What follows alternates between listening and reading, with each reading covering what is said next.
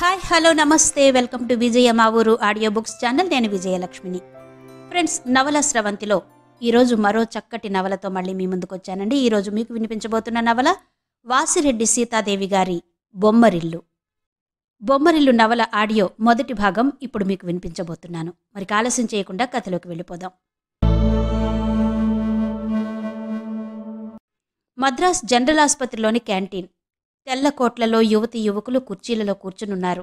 కొందరు బయటకు వెళ్తున్నారు, మరికొందరు సీట్ల కోసం వెతుక్కుంటున్నారు. ఆ వాతావరణంలో ఉత్సాహం ఉరకలు తీస్తోంది. యవ్వనం ఉరవళ్ళు పరవళ్ళు తొక్కుతోంది. కిలకిల నవ్వులు, హాయ్ హాయ్ అనే పలకరింపులు. పలహారాలందించే సర్వర్స్ను కొందరు టీచ్ చేస్తుంటే, కొందరు స్నేహితులతో మాట్లాడినట్టు జోక్స్ విసురుతూ మాట్లాడుతున్నారు. కొందరు కబుర్లలో మునిగిపోతే మరికొందరి కళ్ళు యువతుల్ని పరిశీలిస్తున్నాయి. ఒక మూలగా ఉన్న టేబుల్ దగ్గర నలుగురు ఫైనల్ ఇయర్ విద్యార్థులు కూర్చొని ఉన్నారు. కాఫీ సిప్ చేస్తూ కబుర్లు చెప్పుకుంటున్నారు. కొంచెం దూరంలో ఉన్న యువతులు ఎందుకో కిలకిలా నవ్వుతున్నారు. చాలామంది యువకులు కళ్ళు నవ్వులు వినిపిస్తున్న వైపుకు తిరిగాయి. ఒరే హనుమంతు, నీ పేరు మార్చుకోరా, బొత్తిగా బాగాలేదు అన్నాడు సుధాకర్. అవున్రా, కమలాకరన్ పెట్టుకో అన్నాడు రమేష్. నాకీ పేరే బావుందిరా, అచ్చ తెలుగు పేరు. హనుమంతరావు. ఆంధ్రాకు వెళ్ళి 10 మంది ఉన్న చోట ఒరే హనుమంతరావు అని పిలవండి, కనీసం ఇద్దరైనా తిరిగి చూస్తారు స్పోర్టివ్గా అన్నాడు హనుమంతరావు. అందరూ గొల్లున నవ్వారు. ఎందుకు పిరికిరింగో అన్నాడు జయకాంతన్. నిన్ను చూసే. పేరు బ్రహ్మాండంగా ఉంది, కానీ ముఖమే మాడు చెక్కలా ఉంది, కాళ్ళు చేతులు తుమ్మమొద్దులా. మళ్ళీ అందరూ నవ్వారు. ఎన్న పేసరా? ఉన్న ఒళ్ళెం సొల్లలే అన్నాడు హనుమంతరావు. జయకాంతన్ చూడడానికి లారీ డ్రైవర్లా ఉంటాడు. చాలా మొరటుగా కనిపించడమే కాకుండా మొరటుగా ప్రవర్తిస్తాడు కూడా. సుధాకర్ మాటలు అర్థమై ఉంటే ఈ పాటికి అతను టేబుల్ కిందకు దూరాల్సి వచ్చేది. గౌతమ్ గంభీరంగా ఉన్నాడు. ఆ మాటలు అతనికి వెకిలిగా వినిపించాయి. ఒకరి రూపాన్ని విమర్శించడం, అది ఆ వ్యక్తికి తెలియని భాషలో, దారుణం. మన మానసిక స్థాయిని తెలుపుతుంది అన్నాడు గౌతమ్. వీడొకడ్రా, ప్రతిదానికి నీతులు బోధిస్తాడు అన్నాడు సుధాకర్. అయితే నువ్వన్న మాటలు జయకాంతన్కు చెప్పమంటావా? ఒరే బాబూ, అంత పని చెయ్యకురా, నా ఒళ్ళు హూనం చేసేస్తాడు బ్రతిమాలుకున్నాడు సుధాకర్. ఎన్న అవన్న ఎన్నపేశం? గౌతమ్ను ప్రశ్నించాడు జయకాంతన్. సుధాకర్ భయం భయంగా గౌతమ్ ముఖంలోకి చూశాడు. అంతలో ఎవరో పిలవడంతో జయకాంతన్ లేచి బయటకు వెళ్ళాడు. అంత భయపడేవాడివి అలాంటి మాటలు ఎందుకనాలి? దాన్నే అంటారు అసమర్థుని దుర్జనతం అని అన్నాడు గౌతమ్. సుధాకర్ ముఖం ముడుచుకున్నాడు. అసలు సంగతికొద్దాం. వాతావరణంలో గాంభీర్యాన్ని సడలించడానికి అన్నట్టుగా అన్నాడు రమేష్. ఏంటి అసలు విషయం? అదే నీ పేరు మార్పు గురించి. వాడికి ఏ పేరుంటేనేన్రా, పూలరంగడు అన్నాడు సుధాకర్. అవునవును, జల్సరాయుడు. వాడికేంటి, ఎంతమంది ఆడపిల్లల్ని తన చుట్టూతా తిప్పుకుంటున్నాడో చూడ్డం లేదు అన్నాడు రమేష్.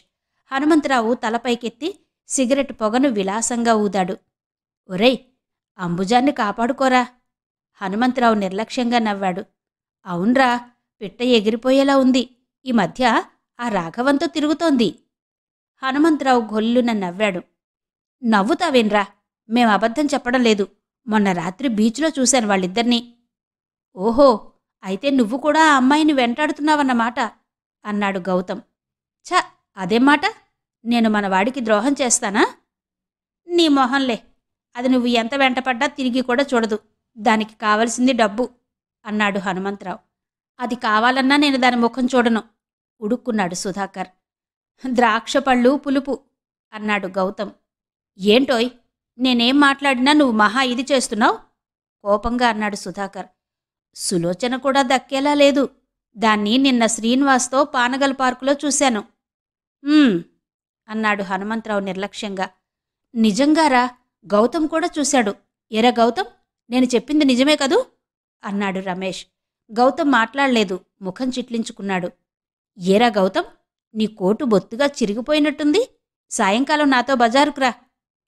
ఎందుకు? కొత్త కోటు కుట్టిస్తాను అన్నాడు హనుమంతరావు. అక్కర్లేదు. గౌతమ్ ముఖం ఎర్రబడింది. ఒరేయ్, మేము అంబుజం గురించి సులోచన గురించి మాట్లాడుతుంటే నువ్వు వాడి కోటు గురించి మాట్లాడతావేన్రా అన్నాడు రమేష్. జాగ్రత్త పడరా బాబూ, లేకపోతే పిట్టలు ఎగిరిపోయే ప్రమాదం ఉంది. షు, అంతే కదా అంతేనంటావా? మరి లేకపోతే వాళ్ల కోసం నేను నిద్రపోకుండా దేవదాసులా తాగుతూ పాటలు పాడుకుంటాననుకుంటున్నారా? హనుమంతరావు మరో సిగరెట్ వెలిగించుకుంటూ అన్నాడు. మరీ అంత గొప్పలు కొట్టకురా. మీ బొంద, ఇందులో గొప్పలు కొట్టడమేముంది? చిట్టినాయనల్లరా, నేను వాళ్ల కోసం దిగులు పడ్డం లేదు, ఎలా వదిలించుకోవాలా అని ఆలోచిస్తున్నాను. నాకా బాధ తప్పినందుకు సంతోషంగా ఉంది. హనుమంతరావు కాలిన సిగరెట్ను కింద పడేసి బూట్ కాలితో నలిపేశాడు. కొత్త పిట్టల్ని పట్టినట్టున్నాడు రోయ్ మనవాడు అన్నాడు సుధాకర్. నా దృష్టిలో ఆడదానికి ఈ సిగరెట్టుకు అట్టే తేడా లేదు, అనుభవించడం. ఇంకా ఏదో చెప్తూ ఉండగానే ఆ తర్వాత కాలి కింద నలిపేయడం అన్నాడు గౌతమ్ వ్యంగ్యంగా. అవును, నాకు నీలా పూలిష్ సెంటిమెంట్స్ లేవు. నేను కోరుకోవాలే గాని అంబుజాక్షులు, వనజాక్షులు, కోకొల్లలు, దాని బాబులాంటి వాళ్లు నా చుట్టూ తిరిగారు అన్నాడు హనుమంతరావు. అవునరా, తిరుగుతారు. ఎందుకు తిరగరు? ఆధునిక లైలాలు, మజ్నుల చుట్టూ తిరగడం మానేసి చాలా కాలమైంది. ఇప్పుడు వాళ్ళు జేబుల చుట్టూ తిరుగుతున్నారు. నీ జేబు బరువుగా ఉన్నంతకాలం నీ చుట్టూ తిరిగేవాళ్ళు ఉంటూనే ఉంటారులే, అది ఖాళీ అయ్యాక చూడు అన్నాడు గౌతమ్. అందరూ గౌతమ్ కేసు చూశారు. నిజమేరా, గౌతమ్ అప్పుడప్పుడు బ్రహ్మాండమైన సత్యాలు చెబుతాడు. వాడలాగే అంటాడులే. వాడి మాటల్లో కూడా నిజం లేకపోలేదని నాకు అనిపిస్తుంది. నీకంటే నేను అందంగా ఉంటానా? మరి నీ చుట్టూ తిరిగేవాళ్ళు నా చుట్టూ తిరగరే అన్నాడు రమేష్. అదేం కాదులేరా. మరి నీ అందచందాలు చూసే తిరుగుతున్నారంటావు అన్నాడు సుధాకర్. అవును, వాళ్ళు నా డబ్బును చూసి తిరగడం లేదు. నా వ్యక్తిత్వంలో ఏదో ఆకర్షణ ఉండి ఉండాలి. కేవలం డబ్బు కోసమే తిరిగేవాళ్ళైతే నా చుట్టూ ఎందుకు తిరగాలి? మా డాడీ చుట్టూ తిరగొచ్చుగా. అది నిజమేలా అనిపిస్తుంది సాలోచనగా అన్నాడు రమేష్. దీనికి జవాబేంటి అన్నట్టు గౌతమ్ ముఖంలోకి చూశాడు హనుమంతరావు. మీ నాన్న వయసుడిగిపోయినవాడు. ఆయనకు జీవితం నేర్పిన అనుభవం ఎంతో ఉంది. ఒకవేళ అమ్మాయిలు చుట్టూ తిరిగినా ఆయన నీలా తన వ్యక్తిత్వం, అందచందాలు చూసి తిరుగుతున్నారని భ్రమపడడు. ఆయనకు తెలుసు వాళ్లకు కావలసింది తను కాదని, తన డబ్బేనని. ఆ వయసులోని వాళ్ళు సాధారణంగా అమ్మాయిల మీద కంటే వెండి బంగారాల మీదే వ్యామోహపడతారు. డబ్బంటే పడి చచ్చిపోతారు. అందుకే నీ చుట్టూ తిరిగేవాళ్ళు మీ డాడీ చుట్టూ తిరగరు. తెలిసిందా నాయనా అన్నట్టుగా హనుమంతరావు కళ్ళలోకి చూశాడు గౌతమ్. నీకు ఈ విషయంలో బొత్తిగా అనుభవం లేదు, అందుకే అలా మాట్లాడుతున్నావు. వయసు మళ్ళిన వాళ్లకే ఆడవాళ్ల మీద మోజెక్కువ. కానీ వయసులో ఉన్న ఆడపిల్లలు వాళ్లను పట్టించుకోరు. కానీ విదేశాల్లో స్త్రీలు 40 దాటిన మగవాడినే ఎక్కువ ఇష్టపడతారట అన్నాడు సుధాకర్. కారణం, ఆ పురుషులకు స్త్రీలను ఎలా గౌరవించాలో తెలుసు. కానే కాదు, మనవాళ్లు స్త్రీని దేవత అన్నారు, మాతృమూర్తి అన్నారు. మన దేశంలో స్త్రీని గౌరవించినంతగా మరే దేశంలోనూ గౌరవించరట. కానీ రోజులు మారిపోతున్నాయి. మన దేశపు స్త్రీలు పాశ్చాత్య సభ్యతను అనుకరిస్తున్నారు. ఫ్యాషన్ పేరుతో శరీరంలోని వంపుల్ని బజార్లలో ప్రదర్శిస్తున్నారు. స్వాతంత్రం పేరుతో విచ్చలవిడిగా తిరుగుతున్నారు. ఇదంతా పాశ్చాత్య స్త్రీలను అనుకరించడం వల్లే జరుగుతుంది. నువ్వు పొరపడుతున్నావు రమేష్. పాశ్చాత్య స్త్రీల గురించి తెలియకుండా దారుణంగా మాట్లాడకు. అక్కడ స్త్రీలు పురుషులతో సమానంగా అన్ని రంగాల్లో కృషి చేస్తూ దేశ పురోభివృద్ధిలో భాగం పంచుకుంటున్నారు. ఇంతకాలం తనేమో తన సంసారమేమో అన్నట్టు 4 గోడల మధ్య మగ్గిపోయారు మన దేశంలో స్త్రీలు. వారు ఇప్పుడిప్పుడు బయట అడుగు పెడుతున్నారు. కొత్తగా నడక నేర్చుకునేవాడు అప్పుడప్పుడు పడటం కూడా జరుగుతూ ఉంటుంది. అంత మాత్రం చేత మన భారతీయ సంస్కృతిని మట్టిపాలైపోతుందని గగ్గోలు పెట్టనక్కర్లేదు. స్త్రీకి ఒక నీతి, పురుషుడికొక నీతి కాదు. హనుమంతరావు అమ్మాయిల్ని మారుస్తూ తిరుగుతూ ఉంటే మీకు అదో గొప్పతనంగా కనిపిస్తుంది. అదే అంబుజం విషయం వచ్చేసరికి మీకు చాలా ఘోరం జరిగిపోతున్నట్టుగా అనిపిస్తుంది అన్నాడు గౌతమ్. అబ్బబ్బా, బోర్.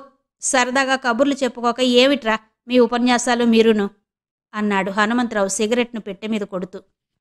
ఒరేయ్ హనుమాన్, అదిగో చూడ్రా, మన కాలేజీ బ్యూటీ వస్తుంది అన్నాడు రమేష్. హనుమంతరావు కళ్ళు పెద్దవి చేసుకుని చూడసాగాడు. పెదవులు నాక్కుంటున్నావు అన్నారెవరో. చ ఉండ్రా, నువ్వొకడివి. ఎందుకనో మనవాడు రేణుకను వదిలేశాడు అన్నాడు రమేష్. వదిలేయడమేంటి? ఆమె జోలికి పోతే పళ్ళు రాలిపోతాయని తెలుసు మనవాడికి అన్నాడు గౌతమ్. చింతకాయలు రాలినట్టేనా? చ నోర్ముయ్యండ్రా, నేను కావాలనుకోవాలే గాని ఇంతవరకు నాకు ఆలోచనే రాలేదు అన్నాడు హనుమంతరావు. కొయ్ కొయ్ అన్నాడు సుధాకర్. కోతలు కోసేది మీరందరూ దద్దమ్మలు. నన్ను చూస్తే ఏడుపు. నేను కావాలనుకుంటే ఎంతసేపు అది ఎప్పుడూ డల్గా కనిపిస్తుంది. ఒక సరదా లేదు, పాడు లేదు. ఈ శ్రోమంటూ ఉండేవాళ్ళంటే నాకు పరమ అసహ్యం అన్నాడు హనుమంతరావు. లేత లేత సొరకాయలు బాలే కోస్తున్నావులే. దమ్ముల్లేవురా, ఆవిడిగారిని చూస్తేనే మన వాడికి చెమట్లు పడతాయి రెచ్చగొట్టాడు సుధాకర్. ఏడ్చింది, చూస్తుండండి, ఒకరోజు దాన్ని కూడా. ఇంకా హనుమంతరావు మాట పూర్తి కాకుండానే ఛ, బొత్తిగా సంస్కారం లేదు. గౌతమ్ కంఠం తీవ్రంగా ఉంది. కరెక్ట్. ఎవరికి? దానికేనా బొత్తిగా సంస్కారం లేంది? అదే నేను. ఆమెకు కాదు, నీకు. హనుమంతరావు ఓ క్షణం గౌతమ్ ముఖంలోకి చూశాడు. హనుమంతరావుకు గౌతమ్ అంటే ఇష్టం. ఆ మాటే మరొకడని ఉంటే చొక్కా కాలర్ పట్టుకుని చెంప చెళ్ళుమనిపించేవాడు. తోటి విద్యార్థినుల్ని అది ఇది అనడానికి సిగ్గెలా వేయడం లేదురా? రేపో మాపో డాక్టర్లం కాబోతున్నాం. ఎందుకు మనకి చదువులు? అన్నాడు గౌతమ్ విసురుగా. ఏంట్రోయ్, ఆవిడిగారిని అంత వెనకేసుకొస్తున్నావు? ఏంటి కథ? ప్రేమిస్తున్నావా? ఆ మాట చెప్పు, నేనామె జోలికి వెళ్ళను అన్నాడు హనుమంతరావు. పిచ్చిగా మాట్లాడకు. నీ చెల్లెలు ఇదే కాలేజీలో చదువుతోందిగా? అవును, అయితే? నీ చెల్లెల్ని ఏ కుర్రవాడైనా అవమానిస్తే ఏం చేస్తావు? దవడపళ్ళు రాలగొడతాను రోషంగా అన్నాడు హనుమంతరావు. మిగతా ఇద్దరూ గౌతమ్ను హనుమంతరావును మార్చి మార్చి చూశారు. సుధాకర్కు హుషారుగా ఉంది. హనుమంతరావు గౌతమ్ను అంతగా అభిమానించడం అతనికి ఈర్ష్యగా ఉంటుంది. బాగా అయింది హనుమంతుగాడికి. ఈ దెబ్బతో గౌతమ్ ముఖం కూడా చూడడు అనుకున్నాడు. ఓహో, అలాగా? అంటే పరాయి ఆడపిల్లల్ని అవమానించే హక్కు నీకు జన్మతోనే సంక్రమించిందన్నమాట. నీ చెల్లెల్ని మాత్రం ఎవరూ ఏమీ అనకూడదు గౌతమ్ వ్యంగ్యంగా అన్నాడు.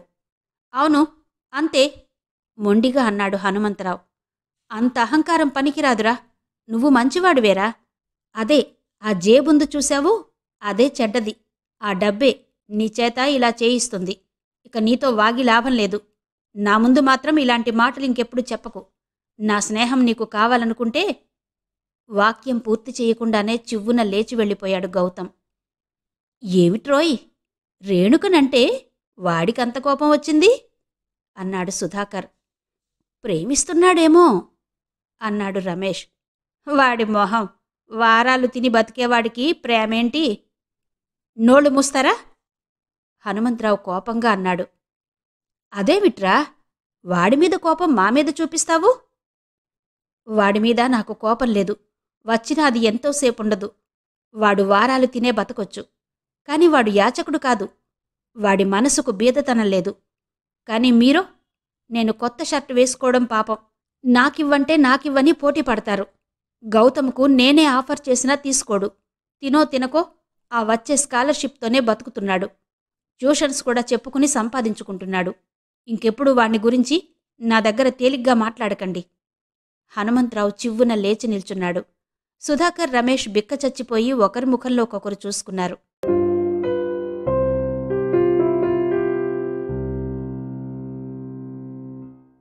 ఆడపిల్లల వెయిటింగ్ రూమ్. రంగురంగుల చీరలు, గాజుల గలగలలు, పత్తికాయలు పగులుతున్నట్టు పకపకలు. రేణుక గడ్డం కింద చెయ్యి పెట్టుకుని కూర్చుంది. తన చుట్టూ ఉన్నవారి మాటలుగాని నవ్వులుగాని ఆమెకు కనిపించడం లేదు. ఆమె కళ్ళు దూరంగా దేన్నో చూస్తున్నాయి. ఆమె మనసు రెక్కలు కట్టుకుని నీలాకాశంలో ఎగురుతున్నది. గమ్యం కోసం వెతుకుతున్నది. గమ్యం చాలా దూరంగా కనిపించకుండా ఉంది. ఆ గమ్యం గౌతమును చేరుకోవడమే. గౌతమ్, గౌతమ్ మనసులోనే ఎన్నోసార్లు అనుకుంది. గౌతమ్ ఎంత చక్కటి పేరు. పేరుకు తగ్గట్టు బుద్ధుడిలాగే కనిపిస్తాడు. ఆ ముఖం ఎప్పుడూ ప్రశాంతంగానే కనిపిస్తుంది. తనకతని ముఖంలోకి అలా చూస్తూ యుగాలు గడపాలనిపిస్తుంది. ఎందుకు టిప్టాప్గా ఉండడు? అతని దుస్తులు చూస్తుంటేనే తెలుస్తుంది అతని ఎంత బీదవాడో. ఆడపిల్లలకేసి కన్నెత్తి కూడా చూడడు. కల్పించుకుని మాట్లాడడానికి ప్రయత్నించడు. రోగుల్ని చూస్తున్నప్పుడు, సీనియర్స్ రోగాల గురించి వివరిస్తున్నప్పుడు ఎంత శ్రద్ధగా వింటాడు. తపస్విలా కనిపిస్తాడు. నర్సులకు, రోగులకు కూడా అతనంటే ఇష్టం. చిన్నగా మాట్లాడతాడు. రోగుల్ని చూస్తున్నప్పుడు అతని ముఖంలో ఆదరణ, కళ్లలో ఆర్ద్రత కనిపిస్తాయి. తను దొంగలా అతన్ని గమనిస్తూనే ఉంటుంది. కాని అప్పుడప్పుడు అతను అనుకోకుండా తన కేసి చూస్తాడు. తనకు ఏదో దొంగతనం చేస్తూ చిక్కిపోయినట్టుగా అనిపిస్తుంది. విద్యార్థుల మధ్య అతను ప్రత్యేకంగా కనిపిస్తాడు. బహుశా తనకు ఇష్టం కనుక అలా కనిపిస్తాడేమో. 1,00,000 మందిలో ఉన్నా తను గౌతమ్ ఉనికి గుర్తించగలదు. ఉపాధ్యాయులకు, డాక్టర్లకు కూడా అతనంటే ఎంతో గౌరవం. అతని తెలివితేటల్ని మెచ్చుకుంటారు. మూర్తిభవించిన సంస్కారంలా ఉంటాడు. తనకంటే 1 సంవత్సరం సీనియర్. అందువల్లనే ఎక్కువగా చూసే అవకాశం తనకు దొరకదు. తనతన్ని పరీక్షగా ఎప్పుడు చూసింది? అవును, ప్రాక్టికల్స్ రోజున. తన అవస్థపడుతూ ఉంటే అతను ఎంతసేపట్నుంచి గమనిస్తున్నాడో మరి. నేను హెల్ప్ చేయనా? మృదువుగా అడిగాడు. అప్పుడే అతన్ని తను పరిశీలనగా చూసింది. ఎందరో తోటి విద్యార్థులతో తను మాట్లాడుతుంది. కాని అతనితో మాట్లాడాలంటే ఏదో తడబాటు కలిగింది. మొదటిసారి ఒక యువకుడితో మాట్లాడ్డానికి తను తడబడింది. తన సమాధానానికి ఎదురు చూడకుండానే ప్రాక్టికల్కు సహాయం చేశాడు. ఆ రాత్రంతా తను ఆలోచిస్తూనే పడుకుంది. అతను తనను కావాలనే చనువు పెంచుకోవడానికి పలకరించాడనుకుంది. మళ్లీ మళ్లీ పలకరిస్తాడని ఆశించింది. కాని అలా జరగలేదు. తను ఎదురుపడ్డా చూసి చూడనట్టే వెళ్ళిపోతాడు. 1-2 సార్లు తనే ఏదో అడిగింది. తను అడిగిన దానికి సమాధానం చెప్పి వెళ్ళిపోయాడు. తనకు నిరాశతో పాటు అతని మీద చిరాకు కూడా కలుగుతుంది. అతన్ని గురించి తను ఇంతగా ఆలోచించడమేంటి? తను కావాలనుకుంటే ఆ మాత్రం మగవాడే దొరకడా? అంత పట్టి పట్టనట్టు ఉండేవాడిని తను అహర్నిశలు తలుచుకోవడమేంటి? ఎన్నోసార్లు అతని పేరును కూడా ఉచ్చరించకూడదు అనుకుంది. అయినా తన మనసు మాత్రం అతడి నామాన్నే జపిస్తుంది. తన కళ్లలో అతని రూపమే మెదులుతుంది. అతనంత దూరంలో కనిపించగానే తన మనసులో ఏదో మధురమైన ఆలాపనతో పాటు తన గుండె కూడా ఆగిపోయినట్టుగా అనిపిస్తుంది. అతను తనను పట్టించుకోకుండా వెళ్ళగానే గుండెలో ఏదో గుబులు. అక్కడ నిలుచోవాలనిపించదు. ఎక్కడా నిలుచోవాలనిపించదు. ఎక్కడికో పరుగులు తీయాలనిపిస్తుంది. ఎందుకు? తను గౌతమును ప్రేమిస్తున్నది. ప్రేమలో ఇంత బాధ, ఇంత ఆనందం ఉన్నాయా? ఏయ్ రేణు, ఏంటే పగలే కలలు కంటున్నావు? ఎవరా రాజకుమారుడు? ఇంకెవరు, గౌతమ్. గౌతమ్ పేరు వినిపించగానే త్రుళ్ళిపడింది. ఆలోచనల నుంచి బయటపడింది. చుట్టూ కలియ చూస్తుంది. ఇలా కలలు కంటూ పెద్ద పెద్ద నిట్టూర్పులు విడవకపోతే ఆ రాజకుమారుడితో చెప్పేయరాదు? రేణుక సుగంధికేసి బిక్కుబిక్కుమంటూ చూసింది. అదేంటే అలా చూస్తావు? నాకెలా తెలిసిపోయిందనా? అంది సుగంధి. రేణుకకు ఏం మాట్లాడాలో బోధపడలేదు. ఎలా చెబుతుంది? ఆయనగారేమో శుద్ధ బుద్ధావతారం అంది సుధ. మన భారతదేశం కర్మభూమి. ప్రయత్నించు. అతణ్ణి నీవైపు చూసేలా చెయ్యి అంది వాణి. ఏ చూపులు లేకుండానే ఇంత పెద్ద పెద్ద నిట్టూర్పులు తీస్తుందనుకుంటున్నారా? అంది సుధ. ఏంటే మీ గోల? అంది రేణుక బిక్కముఖం పెట్టి.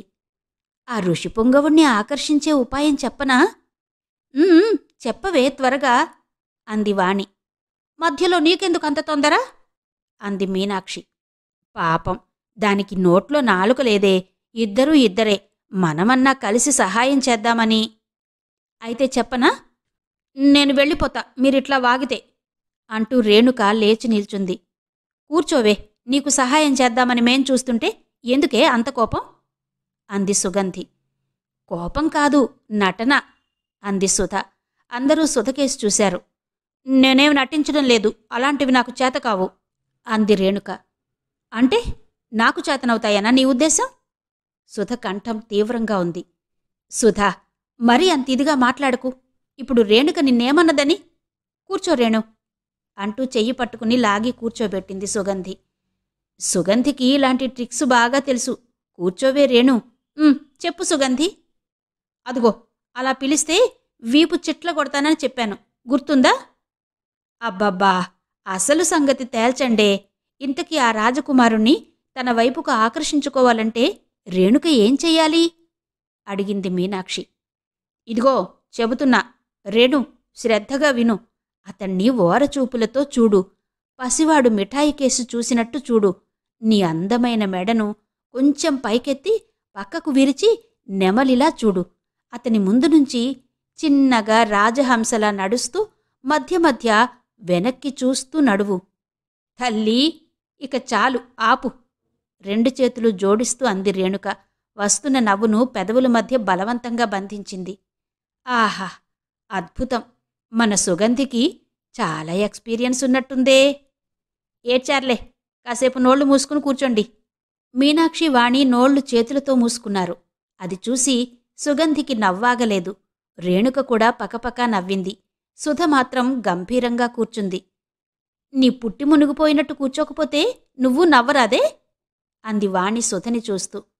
మీరు నవ్వుతున్నారుగా, చాలే అంది సుధ విసురుగా. సుధ అంత చిరాకు పడడానికి కారణం వాణికి తప్ప మరెవరికీ అర్థం కాలేదు. వాణి సుధ కళ్ళలోకి చూసింది. ఎందుకే అలా చూస్తావ్? నా ముఖంలో బొమ్మలాడుతున్నాయా? కయ్యమంటూ లేచింది సుధ. అరే బాబా, మధ్యలో పానకంలో పుడకలా మీరేంటి? అందుకుంది మీనాక్షి. ఇక నీ పాఠం ప్రారంభించు అంది వాణి సుగంధితో. నీకందం ఉంది, ఏం లాభం? ఆ అందాన్ని ప్రదర్శించడం రాదు. అసలు మగవాళ్ల మనసుల్ని ఎలా దోచుకోవాలో నీకు బొత్తిగా తెలిసి చావదు అంది సుగంధి. అదేంటో త్వరగా తేల్చి చెప్పు బాబూ, మమ్మల్ని సస్పెన్స్తో చంపేస్తున్నావు అంది మీనాక్షి. మధ్యలో మీరిలా మాట్లాడుతుంటే ఇక ఈ పాఠం ముందుకు సాగినట్టే. పదవే రేణు, నీకు రహస్యంగా చెప్తాను అంది సుగంధి. నాకేం అక్కర్లేదు, వాళ్లకే తొందరగా ఉంది.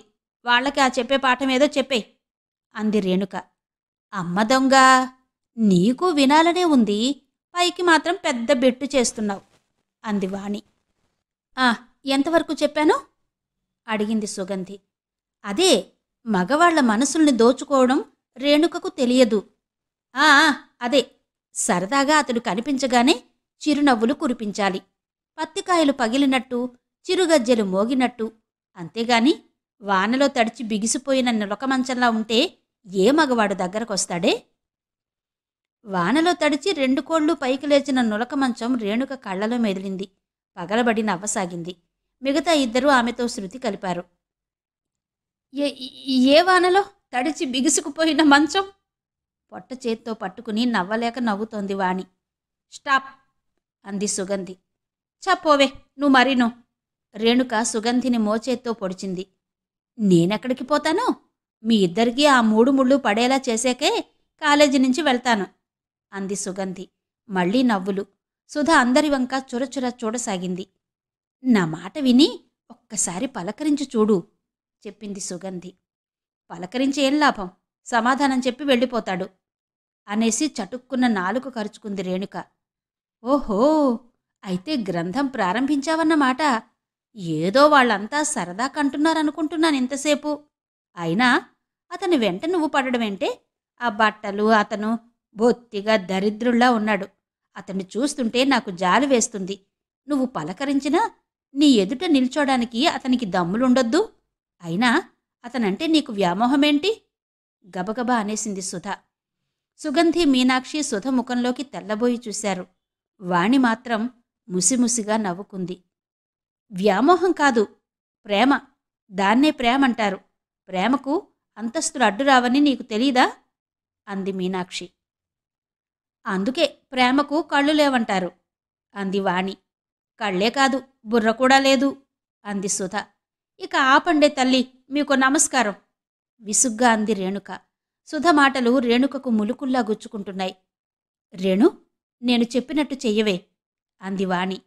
ఓహో, అయితే నీకు ప్రేమ పాఠాలు చెప్పడం వచ్చన్నమాట అంది మీనాక్షి. సుగంధి కంటే కూడా బాగా చెప్పగలను. అవునా? అయితే చెప్పు అంది సుగంధి. అందరూ వినండి, జాగ్రత్తగా వినండి. ఇది అందరికీ ఒకనాడు ఉపయోగపడుతుంది. వింటున్నారా? అబ్బా, చంపక చెప్పవే త్వరగా. మరేమో. ఓ క్షణం తలగోక్కుని మళ్లీ ప్రారంభించింది. మరేమో, గౌతమ్ ముందు వెళ్తూ ఉంటాడు.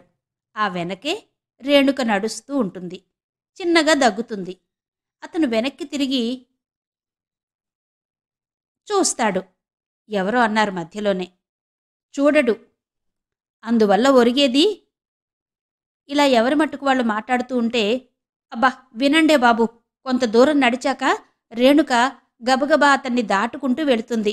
అలా అలా వయ్యారంగా నడుస్తూ చేతిలోని చిన్న పర్సును జార విడుస్తుంది. అతను ఆ పర్సును చూస్తాడు. పొరపాటుగా పడిపోయింది అనుకుంటాడు. వంగి తీస్తాడు. గబగబా ముందుకు వెళ్ళి మీ పర్సు పడిపోయిందండి అంటూ పర్సు అందిస్తాడు. ఒయ్యారంగా అందుకుని ఓరగా చూస్తూ తీయగా థ్యాంక్స్ చెప్తుంది. కృతజ్ఞతాపూర్వకంగా అతని కళ్ళలోకి చూస్తుంది. ఆ తర్వాత అతను ఆంఖే మిలాకే అంటూ హై పిచ్లో పాట ఎత్తుకుంటాడు అంది సుధ మధ్యలోనే వ్యంగ్యంగా. అవును, అచ్చంగా అలాగే జరుగుతుంది అంది వాణి నవ్వుతూ. రేణు, వాళ్ళంతా నీకు తాటాకులు కడుతున్నారే అంది సుధ. రేణుక మాట్లాడలేదు. అయినా నువ్వు గౌతముని ప్రేమించడమేంటి మళ్ళీ అంది సుధ. ఏ, అతనికేం తక్కువైంది? అతనిలో నీకు కనిపించిన ప్రత్యేకతేంటో? అతనిలో చాలామందిలో లేని సంస్కారం ఉంది. ముఖ్యంగా ఆడపిల్లల్ని ఆవురావురమంటూ చూడడు. రేణుక కంఠం బరువుగా గంభీరంగా ఉంది. అలా చూడాలంటే ఎంత ధైర్యం కావాలి? అంత బీదవాడికి ఆడపిల్లలకేసి చూసే ధైర్యం ఎలా ఉంటుంది? ఆత్మహీనతాభావంతో అలాంటి వాళ్ళు కుంగిపోతూ ఉంటారు. ఎవరి ముందు ధైర్యంగా తలెత్తి నిల్చోలేరు అంది సుధ. నువ్వు శ్రీమంతుల బిడ్డవు, అంత మాత్రం చేత బీదవాళ్లను చులకనగా మాట్లాడకు అంటూ వాణి అందుకుంది. మధ్యలో నీ సలహా ఏంటి? ఇదిగో రేణు, మంచిగా చెప్తున్నాను. హనుమంతరావు లక్షాధికారి కొడుకు. అతనికి నువ్వంటే తగని ఇష్టం. అతన్ని సుధా! రేణుక దాదాపు అరిచినట్టే అంది. ఇంకెప్పుడు అలా మాట్లాడకు. హనుమంతరావుకు నీకు సరిపోతుంది. నేను బీదదాన్నే అంటూ చివ్వున లేచి కసిగా బయటకు నడిచింది. ఏ, హనుమంతరావుకు ఏం తక్కువైంది? సుధ మాటలకు రేణుక గడపలో ఆగి వెనక్కి చూసింది. అందుకేగా నీకైతే మంచి జోడి అన్నాను అని బయటకు వెళ్ళిపోయింది రేణుక. సుధ ప్రవర్తన సుగంధికి మీనాక్షికి కూడా కోపాన్ని తెప్పించింది. రేణుక వెనకే వాళ్ళిద్దరూ వెళ్ళిపోయారు. వాణి సుధ ముఖంలోకి అదోలా చూసింది. చిరునవ్వు నవ్వింది. ఎందుకే అలా నవ్వుతావ్? అంది సుధ. ఒకటడగనా అంది వాణి. అడుగు. నువ్వు గౌతమ్ని ప్రేమిస్తున్నావు కదూ? సుధ తుళ్ళిపడింది. అవును, ప్రేమిస్తున్నావు, నాకు తెలుసు అంది వాణి. ఎవరు చెప్పారు? నేనా మాట అనగానే నువ్వు తుళ్ళిపడ్డావు. దాచాలనుకునే విషయం ఎదుటి మనిషికి తెలిసిపోయిందని అకస్మాత్తుగా వింటే తుళ్ళిపడడం సహజంలే అంది వాణి. గొప్ప సైకాలజీయే. అవును, అదే మానవ సైకాలజీ. నీ ధోరణిలో ప్రతి మాటలో రేణుక అంటే ఈర్ష్య పడుతున్నట్టుగా కనిపెట్టాను. చచ్చ, నాకు రేణుకంటే ఈర్ష్యేంటి? గౌతమును, ఆ అష్టదరిద్రుణ్ణి నేను ప్రేమించడమేంటి? బుకాయించకు. నువ్వు రేణుకను చూసి ఈర్ష్య పడుతున్నావు. రేణుక నీకంటే అందమైంది. గౌతమ్కు రేణుకంటే ఇష్టం. అది నువ్వే నాతో ఒకసారి అన్నావు. ఆడపిల్లల్ని కన్నెత్తి కూడా చూడనివాడు రేణుకను చూసి చూడనట్టే కనిపిస్తూ ఆమె ప్రతి కదలికను గమనిస్తాడని చెప్పావు. ఆ విషయం రేణుక కంటే నీకే ఎక్కువ తెలుసు. అంటే గౌతమును గమనిస్తున్నావన్నమాటేగా? పిచ్చి మాటలు మాట్లాడకు. నేను కావాలనుకోవాలే గాని ఆ గౌతమ్ లాంటి వాళ్లను 100 మందిని చుట్టూ తిప్పుకోగలను అంది సుధ. గౌతమ్ లాంటి వాళ్లను తిప్పుకోగలవేమో గాని గౌతముని మాత్రం తిప్పుకోలేవు అంది వాణి. సుధ ముఖం రోషంతో ఎర్రబడింది. అలాగా? అయితే చూడు, గౌతమ్ను నా చుట్టూ తిప్పుకుంటాను. పిచ్చివాడిలా నా చుట్టూ ప్రదక్షిణలు చేస్తాడు. అసంభవం. సంభవమైతే? అలా ఎన్నటికీ జరగదు. షరతేంటి? మధ్య నేను షరతు పెట్టడమేంటి? పద, క్లాస్కు టైం అయింది అంటూ లేచింది వాణి. సుధ పెద్ద అందమైంది కాదు, వయసులో ఉన్నది. కట్టుబొట్టులో చాలా శ్రద్ధ చూపుతుంది. ఆకర్షణీయంగా కనిపిస్తుంది. శ్రీమంతుల బిడ్డ, తల్లిదండ్రులకు ఏకైక సంతానం. డాక్టరీ కూడా హోదాకు సరదాకు చదువుతున్నదే. ఆమెకు యువకుల్ని ఆకర్షించి ఆ తర్వాత దూరంగా ఉండి వాళ్లు బాధపడుతుంటే చూడ్డం సరదా. ఆమె 3వ సంవత్సరం చదువుతున్నప్పుడు రఘు అనే యువకుడు ఆత్మహత్య చేసుకున్నాడు. అందుకు కారణం సుధేనని చాలామందికి అనుమానం. తను కావాలనుకుంటే తిరస్కరించే యువకుడుండడని ఆమె విశ్వాసం. గౌతమ్ మీద ఆమె దృష్టి ఇటీవలే పడింది. అది గౌతమ్ రేణుకను ప్రేమిస్తున్నాడనే అనుమానం వచ్చిన తర్వాతే. అతను తనను నిర్లక్ష్యం చేయడం సుధలో పట్టుదల పెంచింది. వాణి వెళ్ళిపోయింది. సుధ క్లాసుకు వెళ్లలేదు. ఆలోచిస్తూ కూర్చుంది. గౌతమ్ను తను ఆకర్షించలేదా? అష్టదరిద్రుడు తనలాంటి బంగారు పిచ్చుక కోరితే తిరస్కరించగలడా? తనను చూసి కాకపోయినా తన డబ్బుకైనా లొంగిపోతాడు. సిరి తనకు తానై వలచి వస్తే వద్దనే మూర్ఖుడుంటాడా? ఉండడు. గౌతమ్ తన బీదతనాన్ని ప్రతి నిమిషం గుర్తు చేసుకుంటూ ఉంటాడు. అతనిలో ఆత్మహీనతా భావం ఉంది.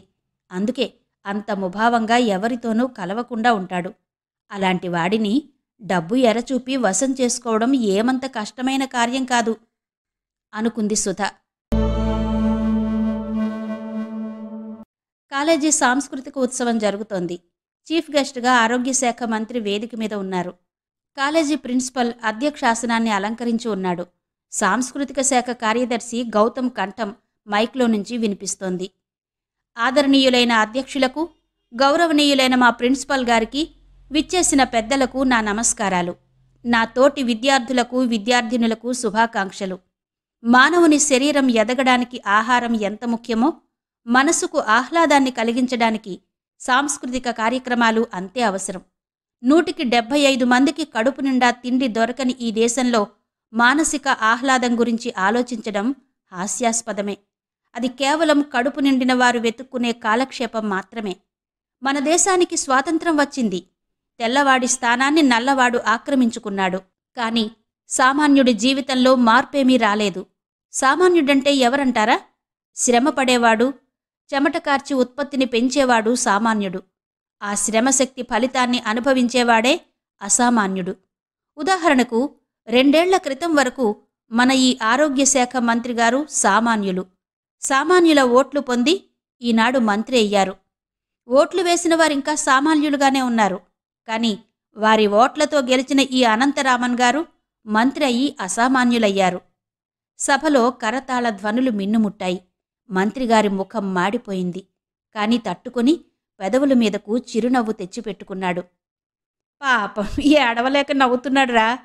వెనక నుంచి ఒకడరిచాడు. ఒక్క క్షణం ఆగి గౌతమ్ మళ్లీ ప్రారంభించాడు. సామాన్యుడు కూడా బ్రతుకుతూనే ఉన్నాడు.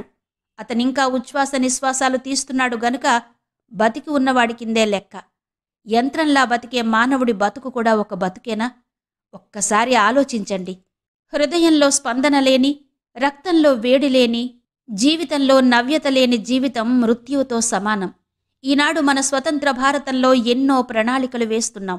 దేశం అభివృద్ధి పథంలో నడుస్తున్నదని చెబుతున్నారు నాయకులు. రోజురోజుకు ఉన్నవాడికి లేనివాడికి మధ్య ఏర్పడిన అగాధం పెరుగుతుందే గాని తరగడం లేదు.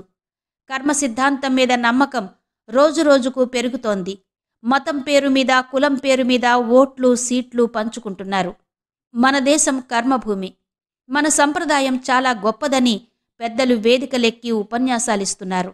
కానీ మన సభ్యత, సంస్కృతి మనిషికి మనిషికి మధ్య మతం పేరుతో, కులాల పేరుతో అడ్డుగోడల్ని లేపాయి. దీపం చీకటిని పారద్రోలడానికి ఉపయోగపడుతుంది. అలా కాకుండా ఆ దీపమే ఇంటిని తగలేసేదిగా మారినప్పుడు ఆ దీపాన్ని ఆర్పేయండి. ప్రిన్సిపల్ బెల్ కొట్టాడింతలో. గౌతమ్ మాట్లాడడం మాని వెనక్కి చూశాడు. మాట్లాడాలి, గౌతమ్ మాట్లాడు! స్టూడెంట్స్ కేకలు వేశారు. మళ్లీ గౌతమ్ ప్రారంభించాడు. యువతరంలో మార్పు రావాలి. ఎనాటమీ చేసే మెడికల్ స్టూడెంట్స్లో కూడా కులాభిమానం ఉండడం హాస్యాస్పదం, సిగ్గుచేటు. మానవుడికి మధ్య ఏర్పడిన ఈ గోడల్ని పడగొట్టండి. మానవజాతి పుట్టుకతోనే కులాల ముద్రలతో పుట్టలేదు. ముందు మనిషి పుట్టాడు. ఆ తర్వాత మతం, కులాలు పుట్టాయి, ధర్మశాస్త్రాలు పుట్టాయి. 10 మంది హిందువుల స్థానంలో ఒక మానవుడు చాలు. బైబిల్, ఖురాన్, గీత అన్నిటిలోని సారం ఒక్కటే. అది మానవతాన్ని పెంచి మానవ సౌభ్రాతృత్వాన్ని స్థాపించడం. కానీ మనం ఈనాడు చేస్తున్నదేంటి, చెప్తున్నదేంటి, చూస్తున్నదేంటి? స్వతంత్రం వచ్చాక మన దేవుడి గుళ్లలో రద్దీ మరీ ఎక్కువైంది. కారణమేంటి? హుండీలలో లక్షల కొద్దీ నోట్ల కట్టలు వేసేవాళ్లు ఎవరు? భగవంతుణ్ణి కూడా లంచం పెట్టి తమ వైపుకు తిప్పుకోవాలనే ప్రయత్నం కనిపించడం లేదు. నేను ఆ దేవుణ్ణే, ఒకవేళ ఉన్నట్టయితే దిగి రమ్మంటున్నాను. నువ్వు గొప్పవాడివో, మానవత్వం గొప్పదో చూడమంటున్నాను.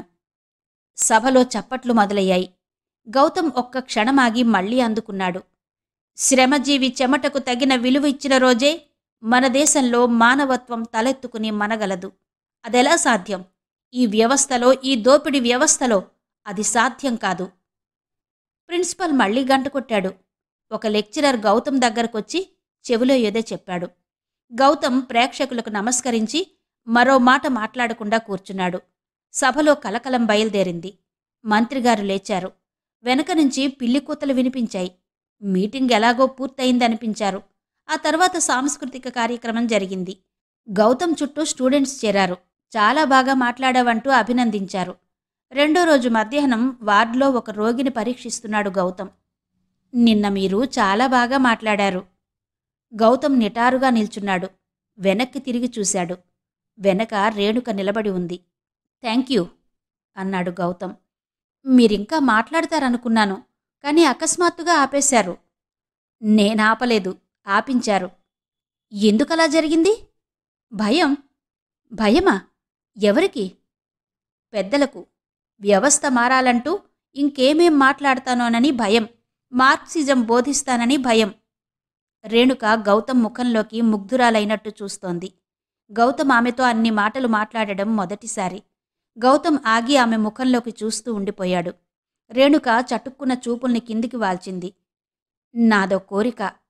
రేణుక చిన్నగా అంది. ఏంటి? ఆమె ముఖం మీద నుంచి చూపులు మరల్చకుండానే అడిగాడు. రేణుక పర్సులో నుంచి పార్కర్ పెన్ తీసింది. దీన్ని మీరు తీసుకోవాలి అంది. ఎందుకు? నిన్న మీరు అంత బాగా మాట్లాడినందుకు. అదేంటి? దానికి దీనికి సంబంధం ఉంది. అభినందన సూచకంగా ఇస్తున్నాను. తిరస్కరించరనే నమ్మకంతోనే ఇస్తున్నాను అంది రేణుక. గౌతమ్ ఒక్క క్షణం ఆలోచిస్తూ ఉండిపోయాడు. తీసుకోరా? ఒక షరతు మీద అన్నాడు గౌతమ్. ఏంటి? సాయంత్రం నాతో మీరు బీచ్కొస్తానంటే. రేణుక చివ్వున తలెత్తి గౌతమ్ ముఖంలోకి చూసింది. ఏదో అనాలనుకుంది. తడబడింది. మీ ఫ్రెండ్స్ వస్తున్నారు, త్వరగా చెప్పండి అన్నాడు గౌతమ్. అలాగే అంది రేణుక. సరిగ్గా 5 గంటలకు హైకోర్టు దగ్గరకు రండి. ఫోర్ట్ బీచ్కు వెళ్దాం. మరి ఇది? అప్పుడే తీసుకుంటాను అంటూ గౌతమ్ ముందుకు వెళ్ళిపోయాడు. వాణి వెనక నుంచి వచ్చి రేణుక భుజం మీద చెయ్యి వేసింది. తుళ్ళిపడి వెనక్కి తిరిగి చూసింది రేణుక. గాభరా పడింది. ఎందుకు రేణు అంత గాభరా? Go ahead, wish you best of luck అంది వాణి. ఏంటి నువ్వంటున్నది? తడబడింది రేణుక. వాణి నవ్వుతూ, నా దగ్గర దాపరికం అక్కర్లేదు. నేను నీ మంచి కోరేదాన్నే. కాని ఆ సుధారాణితో జాగ్రత్తగా ఉండు. ఓ కంట కనిపెట్టి ఉండు. అంతకంటే నేను చెప్పేదేమీ లేదు. వాణి ముందుకు వెళ్ళిపోయింది. రేణుక ముఖంలో ముసిముసి నవ్వుల దొంతర్లు అలముకుంటున్నాయి. కళ్లలో కొట్టవచ్చినట్టు ఆనందపు తళుకులు తేలిపోతున్నాయి. వార్డు నుంచి బయటకొస్తుంటే పాదాలు నేలకు తగలనట్టు గాలిలో తేలిపోతున్నట్టు అనిపించసాగింది. గాలిలో ఎగరాలనుంది, పరుగులు తీయాలని ఉంది, రెస్ట్లెస్గా ఉంది. ఆ ఆనందాన్ని భరించలేకుండా ఉంది. తమాషా, మనిషిని ఆవేదన, బాధ కూడా నిలుచున్న చోట నిలుచోనివ్వవు. ఆనందం కూడా అంతే. ఏంటోయ్, నీలో నువ్వే నవ్వుకుంటున్నావు? సుధారాణి కంఠం వినిపించింది. ఓ క్షణం నిలబడి సుధారాణి ముఖంలోకి చూసింది రేణుక. ఏదో గుర్తొచ్చిందిలే అంది. అంత ఒంటరిగా నవ్వుకునే విషయం ఏమై ఉంటుందా అని అంది సుధారాణి. నీకు అనవసరం అనాలనిపించింది, కాని సమాధానం చెప్పకుండా ముందుకెళ్ళిపోయింది రేణుక. వెళ్ళిపోతున్న రేణుకను చూస్తూ సుధారాణి అదోలా నవ్వింది. ఆ కళ్లలో ఈర్ష్య తేలుపిల్లలా అలజడిగా తిరగసాగింది. రేణుక తల వంచుకుని బీచ్లో కూర్చుని ఇసుక మీద గీతలు గీస్తున్నది. ఎదురుగా కూర్చున్న గౌతమ్ ఆమెకేసి కన్నార్పకుండా చూస్తున్నాడు. రేణుకలోని అణువణువు అనిర్వచనీయమైన అనుభూతితో స్పందిస్తోంది. మనసులో ఏదో సంచలనం. ఆ సంచలనాన్ని అదుపులో పెట్టుకోవడానికన్నట్టు ఇసుకలో పిచ్చి గీతలు గీస్తోంది. అనుకోకుండా గౌతమ్ అని రాసింది. అది చూసి గౌతమ్ ఆ పేరు పక్కగా రేణుక అని రాశాడు. రేణుక తలెత్తి చూసింది. గౌతమ్ తల వంచుకుని ఇసుక మీద ఏదో రూపాన్ని గీయడానికి ప్రయత్నిస్తున్నాడు. రేణుక గౌతమును తనివి తీరా చూస్తూ కూర్చుంది. గౌతమ్ పొడవుగా, పెద్దగా ఛాయలేకపోయినా ఆకర్షణీయంగా ఉంటాడు అనుకునేది. ఈరోజు ఆమె కళ్లకు అతను మరీ అందంగా కనిపిస్తున్నాడు. గౌతమ్ తల ఎత్తాడు. రేణుకకు దొంగతనం చేసినట్టు అనిపించింది. చటుక్కున చూపుల్ని మరల్చుకుంది. ఎందుకండి అంత గాభరా? నా ముఖం చూడాలనుంటే హాయిగా చూడొచ్చుగా. నేనేమనుకోను అన్నాడు గౌతమ్ చిరునవ్వు నవ్వుతూ. రేణుకకు ఏం మాట్లాడాలో తోచలేదు. మరీ ఇబ్బందిగా అనిపించింది. ఎలా కూర్చోవాలో, చేతులు ఎలా పెట్టుకోవాలో కూడా తెలియనంతటి సంచలనం ఏదో ఆమెను ఇబ్బంది పెడుతోంది. ఇంత సిగ్గేంటి? ఇలా రావడం ఇదంతా కొత్తగా ఉంది కదూ అన్నాడు గౌతమ్. అవునన్నట్టుగా తల ఊపింది రేణుక. ఏదైనా చెప్పండి అన్నాడు గౌతమ్. మీరే చెప్పండి. మీరే కదా ఇక్కడికి తీసుకొచ్చారు అంది రేణుక. అంటే మీకిక్కడకు రావడం, ఇలా నాతో బీచ్కి రావడం ఇష్టం లేదా? నా బలవంతం మీదనే వచ్చారా అన్నాడు గౌతమ్. ఆ అది కాదు, నేననేది మీరే ఏదైనా చెప్పాలనుకుని పిలిచారేమోనని నసిగింది రేణుక. మీకేమీ చెప్పాలని లేదా? ఎందుకు లేదు? ఉంది. ఒక్కటి కాదు, ఎన్నో విషయాలు. ఇలాగే యుగాల తరబడి కూర్చుని మాట్లాడాలని ఉంది. కాని ఏం మాట్లాడాలో తోచడం లేదు. ఇదంతా మనసులోనే అనుకుంది రేణుక. మాట్లాడరేంటి అన్నాడు గౌతమ్. ఏం మాట్లాడను? మీకు నేనంటే ఇష్టమేనా? అది కూడా చెప్పాలా? కొన్ని విషయాలు చెప్పకుండా ఉంటే బాగుంటాయి. ఇలాంటి విషయాల్ని అర్థం చేసుకున్నప్పుడే వాటి లోతును తెలుసుకున్న భావం కలుగుతుంది. భాషలో పెట్టేసరికి పేలవంగా ఉంటాయి.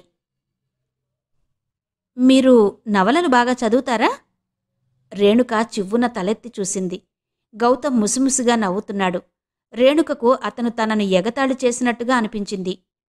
కోపం వచ్చిందా రేణు? రేణు. ఆ పిలుపు వేణునాదంలా వినిపించింది రేణుక చెవులకు. సరదాగా అన్నానంతే. నాకు అలాంటి విషయాల గురించి మాట్లాడ్డం రాదు. మనసుకు తనకు అనుకూలమైన మనసును అర్థం చేసుకునే శక్తి ఉంది. అందువల్లనే నేను నీ మనసును అర్థం చేసుకోగలిగాను. ధైర్యంగా బీచ్కి రమ్మని చెప్పాను అన్నాడు గౌతమ్. అప్పుడేంటి? ముందు నేను పలకరించాకేగా అంది రేణుక. అవును, నువ్వంటే నాకు మొదటి నుంచి అభిమానమే. అది కేవలం నీ బాహ్య సౌందర్యం మీది ఆకర్షణ మాత్రమే కాదు. నీ ప్రవర్తన, నీ వ్యక్తిత్వం నన్ను ఆకర్షించాయి. నేను చాలా బీదవాణ్ణి. నువ్వు చాలా ఎత్తుగా కనిపించేదానివి. అందుకే నన్ను నేను అదుపులో పెట్టుకోవడం కోసం నిన్ను తప్పించుకుని తిరిగేవాణ్ణి. నువ్వు నన్ను చూసే చూపులో నీ మనసు నాకర్థమైంది. అయినా నేను చొరవ తీసుకోలేకపోయాను. ఈరోజైనా ఎందుకు రమ్మన్నానో తెలుసా అన్నాడు గౌతమ్. చెప్పండి. ఒకరిని గురించొకరం అరమరిక లేకుండా మాట్లాడుకోవడం మంచిదని, నా మీద నువ్వు అభిమానాన్ని పెంచుకోవడం గాని, నీ మీద నేను ప్రేమను పెంచుకోవడం గాని అంత మంచిది కాదేమోనని చెప్పాలని. ఇది చెప్పాలనేనా మీరిక్కడికి పిలిచింది? గాయపడిన పక్షిలా చూసింది రేణుక. రేణు, నేను చెప్పేది శ్రద్ధగా విను. మేము ఒకప్పుడు బాగా కలిగిన కుటుంబానికి చెందినవాళ్లమే.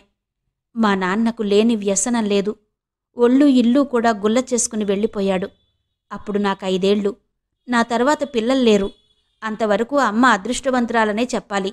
అమ్మ ఆ ఊళ్ళో ఎవరింట్లో ఏ శుభకార్యమైనా వెళ్ళి చాకరీ చేసేది. ఎలాగో నన్ను పెంచి పెద్ద చేసింది. ఊళ్ళో ఉన్న స్కూల్లో 10 వరకు చదువుకున్నాను. అమ్మకు నేను చదివి చాలా గొప్పవాడిని కావాలని కోరిక. ఈ విషయంలో అందరు తల్లులు అలాగే ఉంటారనుకో. అమ్మకు నా అనేవాణ్ణి నేనొక్కడ్నే.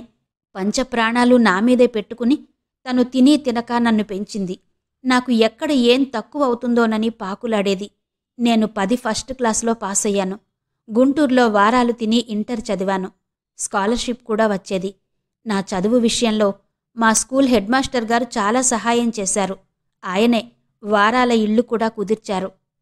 ఇంటర్ స్టేట్ ఫస్ట్ వచ్చాను. మెడిసిన్లో సీటొచ్చింది. స్కాలర్షిప్ వచ్చింది. అమ్మ ఆనందానికి అంతులేదు. నేను బాగా చదివి డాక్టర్నయ్యి అమ్మను సుఖపెట్టాలనేదే అప్పటి నా ఏకైక ధ్యేయం. చెబుతుంటే గౌతమ్ కంఠం బొంగురుపోయింది. పైకి మాట్లాడలేనట్టు ఓ క్షణం ఆగాడు. మరి ఇప్పుడు ఆ ధ్యేయం మారిందా అడిగింది రేణుక. అవును. అదేంటి? అమ్మ నేను 2వ సంవత్సరం పూర్తి చేసి వెళ్ళినప్పుడు చనిపోయింది. చనిపోయిందా? అవును, పాము కరిచి చనిపోయింది. అప్పటినుంచి నేను ఇంటికి వెళ్లాల్సిన పని కూడా లేకుండా పోయింది. మీకు మరెవరూ లేరా? ఉన్నారు, బంధువులు. ఎవరి మీద ఏం భారం పడుతుందోనని ఎవరికి వారే దూరంగా ఏ సంబంధం లేనట్టుండేవారు. నేను కొన్ని ట్యూషన్స్ కూడా చెబుతున్నాను. ఎలాగో కోర్సు పూర్తి చేశాను. సరే, అసలు విషయం. నువ్వు చూస్తే శ్రీమంతుల బిడ్డలా కనిపిస్తావు. ఈ వయస్సులో ఆలోచనారహితంగా యువతీ యువకుల మధ్య ఆకర్షణ ఏర్పడడం, అది పెరగడం, దాన్నే ప్రేమ అని ముద్దుగా పిలుచుకోవడం వగైరా వగైరా. ఆగి రేణుక ముఖంలోకి చూశాడు గౌతమ్. రేణుక తల వంచుకుని వింటున్నట్టుగా కూర్చుంది. గౌతమ్ ఆగగానే తల ఎత్తింది. సూటిగా అతని ముఖంలోకి చూసింది. రేణుకలో ఇప్పుడు తడబాటు లేదు. నేను మీరనుకుంటున్నట్టు శ్రీమంతురాల్ని కాదు. మా నాన్నగారు డిప్యూటీ కలెక్టర్. కుటుంబం చాలా పెద్దదే. నేనే ఇంటికి పెద్ద కూతుర్ని. మా నాన్నకు నా మీద ఎంతో నమ్మకం. తొందరపడి ఎలాంటి నిశ్చయానికి రానని తెలుసు. నా నిర్ణయానికి ఎదురు చెప్పరు అంది రేణుక. మనం కలిసి తిరిగే ముందు, దగ్గరగా వచ్చే ముందు ఒకరిని గురించి ఒకరు క్షుణ్ణంగా తెలుసుకోవడం అవసరమనే నేను నా గురించి చెప్పాను. ఎవరికి నా స్వంత విషయాల గురించి చెప్పడం నాకు రుచించదు. నేను తాడు బొంగరం లేనివాణ్ణి. రేపు వెంటనే ఉద్యోగం వస్తుందనే నమ్మకం కూడా లేదు. ప్రైవేట్ ప్రాక్టీస్ పెట్టుకునే స్తోమత కూడా లేదు. అందుకే మీరు బాగా ఆలోచించుకుని. గౌతమ్ ఇంకా చెప్పబోతుండగానే, ప్రేమించమంటారా? నవ్వుతూ అంది రేణుక. గౌతమ్ ఆశ్చర్యంగా రేణుక ముఖంలోకి చూశాడు. ఏంటలా చూస్తారు? ఇక మీరు నాకేం చెప్పక్కర్లేదు అంది రేణుక. మన కులాలు కూడా ఒకటి కాదు. మీ కులం కంటే మా కులం చాలా తక్కువ కులం అన్నాడు గౌతమ్. యూ సిల్లీ, నిన్న మీ ఉపన్యాసంలో చెప్పిందేంటి? మనిషి ముందు పుట్టాడు, ఆ తర్వాత కులాలు పుట్టాయి అన్నారు, అవునా? వేదికల మీద ఉపన్యాసాలివ్వడం వేరు, ఆచరణలో పెట్టడం వేరు. అంటే మీరు మీరు ఉద్రేకంతో రేణుక మాటలు తడబడ్డాయి. నా విషయం కాదు, మీ విషయం అన్నాడు గౌతమ్. ఓహో, అయితే నన్ను అంత సంకుచిత మనస్తత్వం కలదాన్ననుకుంటున్నారా? ప్లీజ్ రేణు, అలా కోపం తెచ్చుకోకు. నేను చెప్పాలనుకున్నది చెప్పాను. చాలా సంతోషం. ఇక పదండి, హాస్టల్ గేట్స్ మూసేస్తారు. రేణుక లేచి నిలబడింది. ఇంత త్వరగానా? ఇష్టం లేనట్టుగా లేచాడు గౌతమ్. ఏదీ నా పెన్? A pen? ఆహా, అమ్మాయిగారు ఇంత త్వరగా ప్లేట్ ఫిరాయిస్తున్నారే. బాబోయ్, నిన్ను నమ్ముకుంటే. గౌతమ్ మాటను ఆ సముద్రంలో దిగాల్సిందే అంటూ రేణుక పూర్తి చేసి కిలకిలా నవ్వింది. గౌతమ్ శృతి కలిపాడు. రేణుక పర్సు తెరిచి పెన్నిచ్చింది. అలా ఇస్తున్నప్పుడు రేణుక చెయ్యి పట్టుకున్నాడు. రేణుక చేతిని చటుక్కున లాక్కుంది. అరే, కాలిందా? ఏంటి? చెయ్యి. అవును అంటూ కిసుక్కున నవ్వింది రేణుక. నాకు పెన్ అక్కర్లేదు ముందుకు నడుస్తూ అలిగినట్టుగా అన్నాడు గౌతమ్. కోపం వచ్చిందా? మాట్లాడకుండా ఇసుకలో నడుస్తున్నాడు గౌతమ్. కొంచెం దూరం వెళ్ళి ఆగి వెనక్కి చూశాడు. రేణుక కాశ్మీర్ సిల్క్ చీర గాలికి పైకి ఎగురుతోంది. లంగా కనిపిస్తోంది. ఆ చీరను ఎగరకుండా పట్టుకుని నడవడానికి అవస్థ పడుతోంది. గౌతమ్ వెనక్కొచ్చాడు. నేను సహాయం చెయ్యనా? నవ్వుతూ అడిగాడు. రేణుక సిగ్గుపడిపోయింది. కొంటెతనం చాలా ఉంది. పైకి మహాబుద్ధిమంతుడిలా పోజు కొడతారు. చీర మరీ పైకి లేచేసరికి ఇసుకలో చతికిలబడింది. అదేంటి మళ్ళీ కూర్చున్నావు? అడిగాడు గౌతమ్. కొంచెం గాలి తగ్గనివ్వండి. పోనీ ఓ పని చెయ్యి. ఏంటి? ఎత్తుకోమంటావా? చ మీరు. నేను నువ్వు అంటున్నాను, నువ్వేమో మీరు మీరు అంటూ బోర్ కొడుతున్నావు అన్నాడు గౌతమ్. మీరిన్ని మాటలు మాట్లాడగలరనుకోలేదు సుమా. మూగవాణ్ణనుకున్నావా? అయితే మూగవాడిలా సైగలు చేస్తాలే, పద అంటూ చెయ్యి అందించాడు. ఆమె అందుకొని లేచి నిలబడింది. ఇప్పుడు నాకెలా ఉందో తెలుసా? తెలుసుకోగలను అంది రేణుక. నీకు అలాగే ఉందా? కొంటిగా ముఖం దగ్గరగా పెట్టి కళ్ళలోకి చూశాడతను. ఇలా ఏడుపిస్తే మీతో రాను. సరే అయితే నేను వెళ్ళిపోనా? చెయ్యి వదిలించుకుని గబగబా ముందుకు నడిచాడు గౌతమ్. రేణుక మొండిగా మళ్లీ కూర్చుంది. వెనక్కు వచ్చి గౌతమ్ కూడా ఆమెకెదురుగా కూర్చున్నాడు. రేణుక టైం చూసుకుంది. బాబోయ్, 8 దాటింది, పదండి అంది. గౌతమ్ లేవలేదు. లేవండి అంది. చెయ్యి అందించాడు గౌతమ్. పట్టుకోకుండా అలాగే నిల్చుంది రేణుక. గౌతమ్ చెయ్యి పైకెత్తి అలాగే కూర్చున్నాడు. అబ్బా లేవండి. గౌతమ్ లేవలేదు. మొండిఘటం అంటూ చెయ్యి పట్టుకుని లేపబోయింది. గౌతమ్ ముందుకు లాగాడు. రేణుక అతని ఒడిలో పడిపోయింది. చి, వాళ్ళు చూస్తున్నారు. కొంచెం దూరంలో కూర్చున్న వాళ్ళని చూపిస్తూ అంది. చూడని, నాకే అంటూ లేచాడు గౌతమ్.